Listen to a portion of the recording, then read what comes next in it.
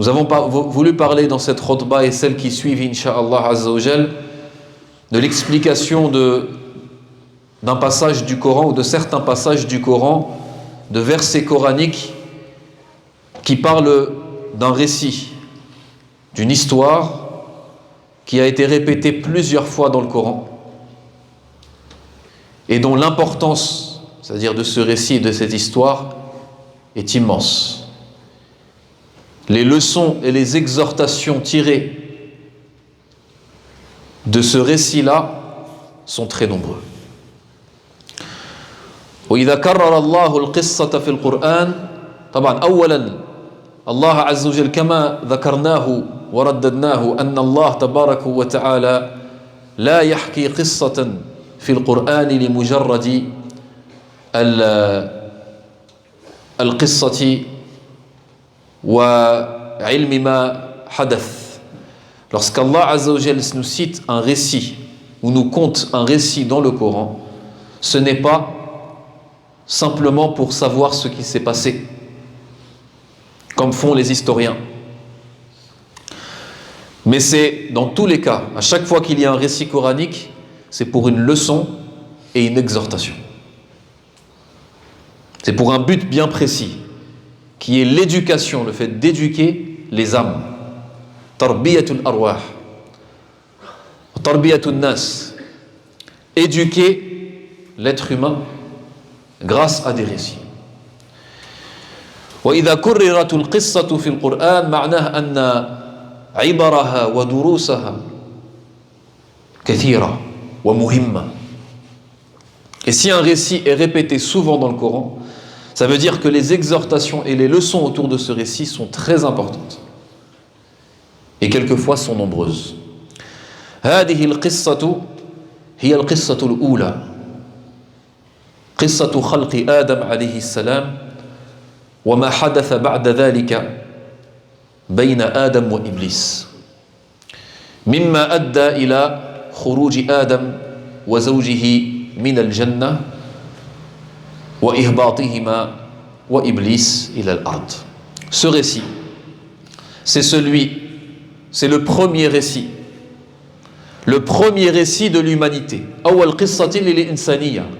Le premier récit de l'humanité, de l'être humain, c'est le récit de la création de notre ancêtre Adam alayhi salam, puis ce qui s'est passé entre lui et son ennemi juré Iblis, Shaitan, le diable, et enfin la conséquence de ce qui s'est passé, c'est-à-dire la sortie de Adam et de son épouse du paradis, et enfin leur descente ainsi que de Iblis sur terre. C'est un récit extrêmement important parce qu'il nous montre, comme nous allons voir, il nous montre comment notre ennemi juré, qui est Shaitan, Satan, le diable, comment il fait pour nous pousser à désobéir. Comment il fait pour nous rendre malheureux et tristes en nous faisant désobéir à Allah subhanahu wa ta'ala. Parce que tout le malheur de l'être humain, le véritable malheur, on ne parle pas de choses qui sont simplement apparentes, le véritable malheur de l'être humain, il est dans la désobéissance de son créateur et donc dans l'obéissance au diable. On le sait tous, mais pourtant on tombe tous dans les péchés.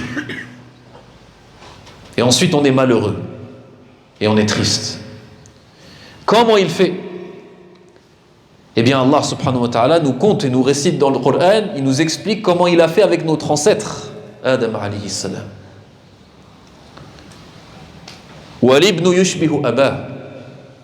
Et le fils ressemble à son père. Ma'anna Adam alayhi salam nabiyyun min al-anbiya. Sans oublier que Adam alayhi salam est un prophète vertueux. Walakinnahu min al-bashar. Mais il reste un être humain. Kayfa hadath wa limada hadath. Comment ça s'est passé? Pourquoi ça s'est passé? Al-hikma, la sagesse. Pourquoi Allah subhanahu wa ta'ala a créé l'être humain? Pourquoi Allah subhanahu wa ta'ala a fait que l'être humain est faible devant le diable? Pour quelle raison? le questionnement et l'interrogation des anges autour de cette histoire, autour de la création de Adam alayhi salam, etc. Donc énormément de leçons et d'exhortations dans ce récit. Al-Qissatu dhukirat iddata marrat fil Qur'an, comme on a dit, ce récit a été répété plusieurs fois dans le Coran, mais il y a deux endroits dans le Coran, deux endroits où ça a été détaillé, vraiment détaillé. En tout cas, il y a surtout un endroit dans le Coran et un autre dans lequel le récit est complété. C'est-à-dire il y a un rajout d'informations très importantes qui n'est pas citée dans cette première sourate. Nous, on va expliquer et on va tourner notre explication autour de sourate Al-A'raf, c'est-à-dire autour du passage coranique, du récit de Adam et de Iblis qui est cité dans sourate Al-A'raf, c'est-à-dire la sourate des murailles. On surnomme la sourate des murailles, Al-A'raf, c'est ces montagnes ou ces murailles qui se trouvent entre le paradis et l'enfer, par rapport au nom de cette sourate. Et nous allons le compléter en introduction, parce qu'il y a des choses en introduction de ce récit qui est cité dans l'Araf, qui est cité dans sourate Al-Baqarah, qui est cité dans la sourate de la vache. فيقول الله تبارك وتعالى وإذ قال ربك للملائكة إني جاعل في الأرض خليفة. Allah subhanahu wa ta'ala, lui qui connaît tout et lui qui crée tout, informe les anges, parce qu'il faut savoir que les anges ont été créés avant l'être humain, avant Adam alayhi salam, et d'ailleurs les djinns aussi. C'est-à-dire les anges ont été créés en premier, ensuite les djinns, comme on va voir, et ensuite les hommes. فآخر خلق خلقه الله عز وجل وآدم عليه السلام كما جاء في الحديث النبوي. La dernière création qui a été créée est l'être humain. خلقه الله عز وجل في اليوم السادس وهو يوم الجمعة بين العصر والمغرب قبل غروب الشمس. Allah l'a créé dans le 6e jour, à la fin du 6e jour, et on sait qu'Allah a créé la création en 6 jours, d'accord? Il ne s'est pas reposé après, contrairement à ce que disent les chrétiens et les juifs. Il a créé la création en 6 jours, et à la fin du 6e jour, avant le coucher du soleil, il a créé Adam alayhi salam, ala ajal. Ça veut dire que ça a été la dernière création qui a été créée rapidement. فالملائكة كانوا أحياء, bien, ils étaient présents, ils étaient existants, et Allah subhanahu wa ta'ala leur a informé de cette nouvelle création qui sera l'être humain. Inni ja'ilun fil ardi khalifa.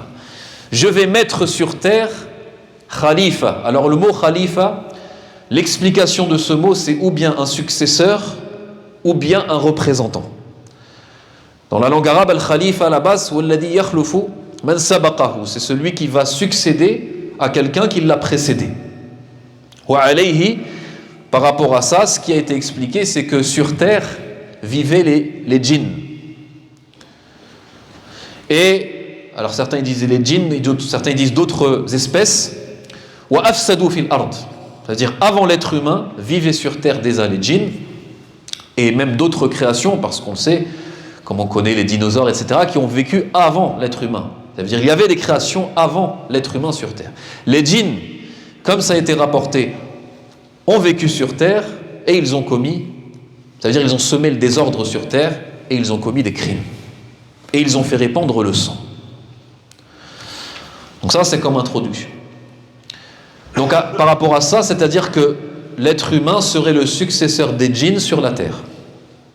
Parce que les djinns, par la suite, par ordre d'Allah subhanahu wa ta'ala, li'annahum afsadu fil ard, parce qu'ils ont semé le désordre et la corruption sur terre, Allah subhanahu wa ta'ala a envoyé contre eux une armée d'anges, et à leur tête il y avait justement Iblis, comme nous allons en reparler, qui faisait partie des anges à ce moment-là, et il les a vaincus.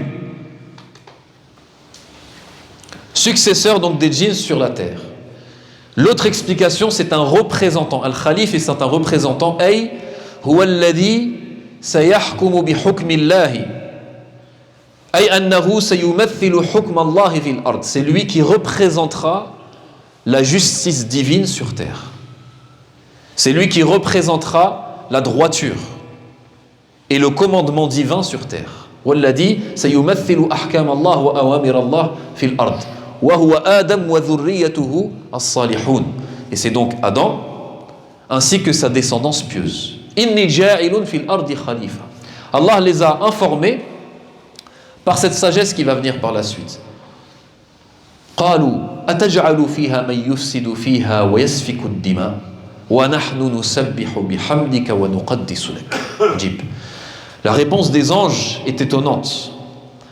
Ils répondent et ils disent: Oh Allah, est-ce que tu vas mettre sur terre des gens, des personnes ou des créatures qui vont y semer le désordre, y répandre le sang, alors que nous sommes là? C'est-à-dire nous, par contre, nous les anges, nous sabbihu bihamdik, c'est-à-dire nous te glorifions et nous proclamons ta louange, wa nuqaddisu lak, c'est-à-dire nous azimuk, et nous proclamons ta majesté et ta grandeur. Istikhbarun min al-malaika anil hikma. Attention, ce n'est pas un refus de la part des anges. Hashahum. Ce sont des serviteurs qui ne désobéissent pas. Mais ils ont, alors selon la divergence entre les exégètes, ou bien ils ont questionné pour connaître la sagesse derrière la création de l'être humain, ou alors parce qu'ils ont été étonnés de cette nouvelle création, de cette nouvelle choix et décret divin. Mais en tout cas, ce n'était pas une désobéissance. Ils ont été étonnés, pourquoi? Pour la raison pour laquelle Allah Azza wa Jal voudrait créer un être humain. Alors que eux ils sont là et ils glorifient Allah Azza wa Jal. Pourquoi, ya Allah, tu vas créer une créature qui va te désobéir alors que nous on ne te désobéit pas? Aïna al-hikma, où est la sagesse? On ne comprend pas. Certains pourraient dire, mais comment ils auraient pu savoir que l'être humain allait être une créature qui allait désobéir? Là, il y a une divergence entre les exégètes. Certains ils disent qu'Allah Azza wa Jal leur a fait savoir la chose, bi-ilham, c'est-à-dire comme une sorte de révélation, sans que ce soit une révélation. Et d'autres ils disent c'est parce qu'ils ont fait une analogie et une comparaison par rapport à ce que les djinns avaient fait sur terre auparavant. Et ils se sont dit, cette nouvelle créature fera la même chose. Mada qala Allah, qala inni a'lamu ma la ta'lamun. Allah a dit, je sais ce que vous ne savez pas. Jawabun ajib. Je sais ce que vous ne savez pas. Qala al-ulama, certains savants ils ont dit ce qu'Allah savait de ce qu'il ne savait pas. Qala al-ba', certains ils ont dit il savait ce que les gens ne savaient pas, c'est-à-dire que parmi eux il y avait un d'entre eux qui était Iblis, qui avait de l'orgueil en lui et qui allait refuser la prosternation de Adam, etc. Certains ils ont dit min al-ulama ay a'lam anna min bani Adam as-sulaha. Je sais que parmi les fils d'Adam et parmi les êtres humains dont vous dites qu'ils vont semer le désordre sur terre, parmi eux il y aura des vertueux et des gens qui vont faire le bien. Autrement dit, ce qu'Allah Azza wa Jal savait, ce que les anges ne savaient pas, c'est que cette nouvelle créature qui est le fils d'Adam, certes, pour certains d'entre eux, ils vont faire du mal, mais ils auront ce secret du destin divin extrêmement important qui est le libre arbitre. Ils auront le choix de faire le bien ou le mal, et lorsqu'ils vont choisir le bien, alors qu'ils ont été créés aussi pour faire du mal, dans le sens qu'ils ont le choix de faire le bien ou le mal, ils ont cette nature de choisir le bien ou le mal, contrairement aux anges qui eux ne peuvent pas faire le mal. Celui qui choisira le bien sera meilleur que l'ange, et dans ce cas-là l'être humain sera une créature même meilleure que l'ange. أقول قولي هذا وأستغفر الله لي ولكم فاستغفروه إنه هو الغفور الرحيم.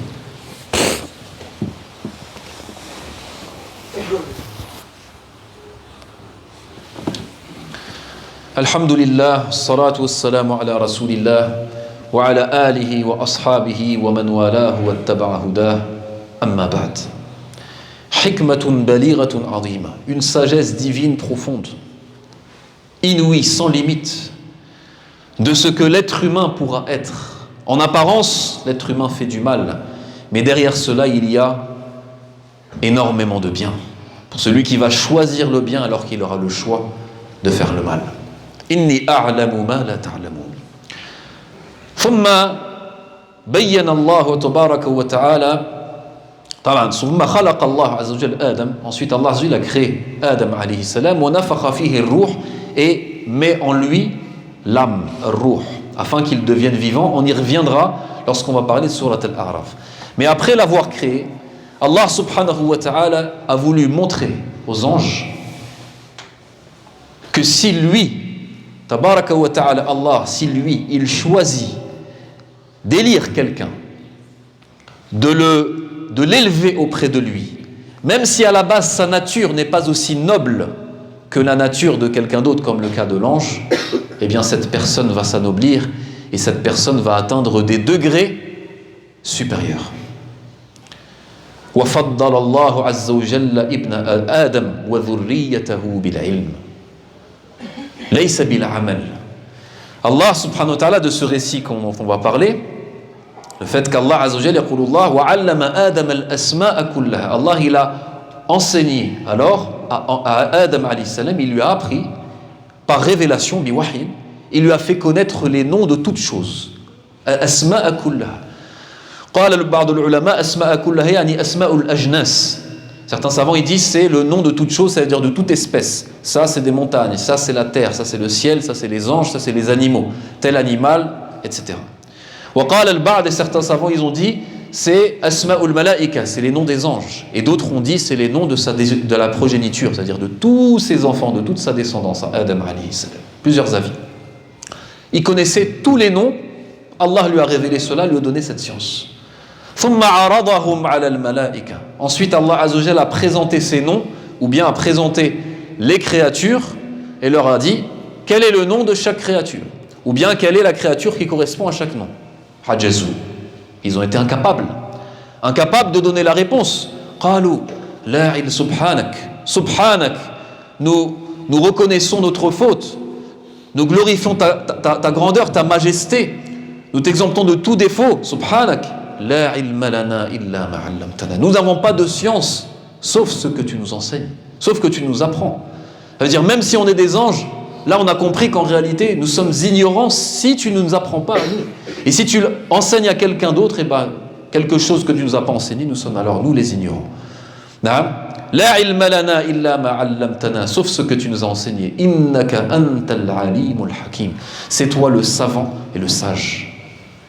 Qala ya Adam, et là Allah Azza wa Jalla a montré aux anges pour qu'ils le voient d'eux-mêmes, pour qu'ils l'entendent d'eux-mêmes. Ya Adam, ô Adam, anbi'hum bi asma'ihim, informe-le des noms de toutes ces choses. Falamma anba'ahum bi asma'ihim, et lorsqu'il leur a dit alors, et il a devant les anges quel était le nom de toutes choses, qala Allah lil malaika, Allah alors s'est alors adressé aux anges en leur disant alam aqul lakum inni a'lamu ghayba as-samawati wal ard wa a'lamu ma tubduna wa ma kuntum taktumun. Je sais l'invisible, ça veut dire ce qui est caché, fi samawati wal ard wa a'lamu ma tubdun wa ma kuntum taktumun, yani a'lamu ma tudhhirun wa ma kuntum taktumun. Je sais ce que vous avez dévoilé.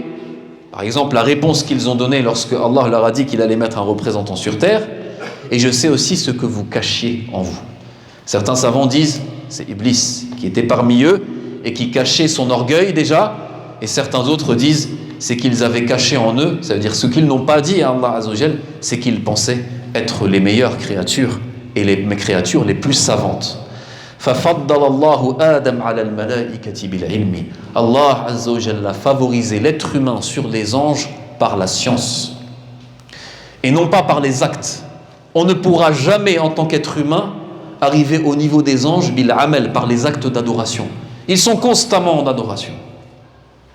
يُسَبِّحُونَ اللَّيْلَ وَالنَّهَارَ لَا يَفْتُرُونَ. Ils glorifient Allah nuit et jour sans s'arrêter. C'est impossible pour un être humain d'atteindre le niveau d'un ange dans les actes. Mais par contre, par la science et par la connaissance d'Allah subhanahu wa ta'ala, c'est autre chose. ومن أجل ذلك كان العلم ومكانة العلم في الإسلام وفي الدين عظيم. Et c'est pourquoi la place de la science dans notre religion et dans l'islam est extrêmement importante. Et d'ailleurs, le but, un des deux buts principal et l'objectif ultime pour l'être humain dans ce bas monde هو أن ينال معرفة الله. C'est le fait d'atteindre la connaissance d'Allah subhanahu wa ta'ala. فَمَنْ عَرَفَ اللَّهَ خَافَهُ وَاتَّقَاهُ وَخَشِيَهُ. Celui qui a atteint la connaissance d'Allah Azza wa Jalla, il le craindra. Il obtiendra la crainte d'Allah subhanahu wa ta'ala. Et c'est, comme on a dit, l'objectif ultime de l'être humain sur terre. وَقَدْ يَصِلُ بِهَذِهِ أي بهذا العلم إلى درجة فوق بعض الملائكة. Et par le croyant, par cette science et par cette connaissance d'Allah subhanahu wa ta'ala, il pourrait atteindre un niveau plus haut que les anges, كما هو حال الأنبياء, comme c'est le cas des prophètes, على قول بعض العلماء, selon l'avis de certains savants. أقول قولي هذا وأستغفر الله لي ولكم. نسأل الله العلي العظيم أن يغفر لنا وأن يرحمنا وأن يسامحنا وأن يجعلنا من الذين يستمعون القول فيتبعون أحسنه. أولئك الذين هداهم الله وأولئك هم أولو الألباب. اللهم احمنا من الفتن ما ظهر منها وما بطن. اللهم احفظنا من الفتن ما ظهر منها وما بطن. اللهم احفظنا وأزواجنا وبناتنا وأبناءنا من الفتن ما ظهر منها وما بطن. اللهم طهر بيوتنا من الرذائل والفواحش والخيانة يا أرحم الراحمين. اللهم اهدي أبناء المسلمين وبناتهم إليك ردا جميلا. اللهم ردهم إليك ردا جميلا واهدهم إلى الصراط المستقيم وثبت قلوبهم وأقدامهم على صراطك المستقيم يا إله الأولين والآخرين. اللهم كن لإخواننا المستضعفين في غزة، اللهم كن لهم وليا ونصيرا. اللهم ارفع عنهم البلاء، اللهم ارفع عنهم البلاء، اللهم ارفع عنهم البلاء.